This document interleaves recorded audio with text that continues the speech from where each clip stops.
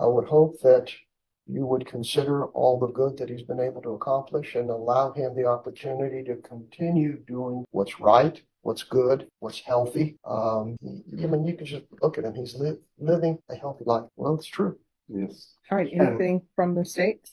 All right. So here's the thing. Mr. Garahan, I know you're not the one who worked out this agreement, and this is why the court likes for cases to move quickly enough so that everybody, no violation of due process will occur. Because many a times I will have people who come before me and cases have been transferred from other courts where somebody's on their fourth or fifth DWI, and they come to me and it's been transferred to my court, and this person has been on ignition interlock for 4 years because I end up with an old case that's been transferred from another court. And then what ends up happening is people will argue to me, this person has been in rehab for 2 years. Everything is going well for them.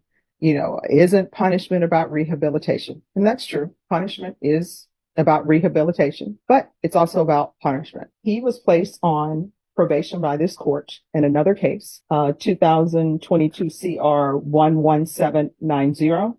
And he was placed on probation in that case because parties proceeded on it as a possession case. Let me check to make sure. Yes, parties proceeded on it as a possession case, and the state was silent.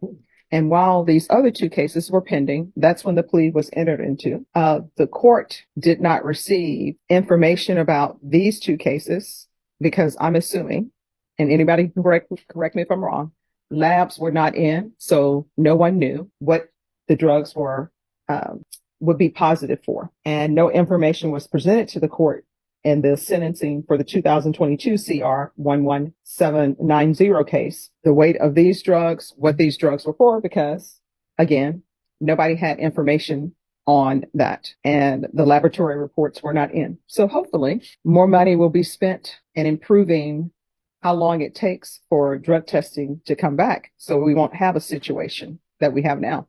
So now what I have before me is I have a situation where somebody is on probation. The court hasn't received any violations of probation because these cases were pending when he was placed on probation. So technically that is not a violation. And in these 2 cases, you're a drug dealer. That's it. And you are building your happiness off somebody else's misery because drugs destroy lives. And people who are drug dealers are doing it for a quick buck.